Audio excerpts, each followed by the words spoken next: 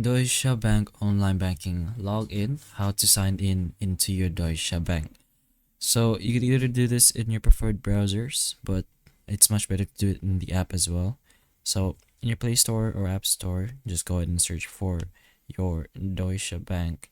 So once you've done that, go ahead and install the app, of course. And once it's done, you can directly open it. So once you open up the app, it will show you cookie settings. What you're gonna have to do is just go ahead and press on merge and consent, and you're gonna have to allow some permissions. So allow everything that it shows you. Next, you're gonna have to go ahead and put in your Deutsche Bank ID over here to start up, or you can also log in with branch, account, and PIN. So pretty much depends on what option you want.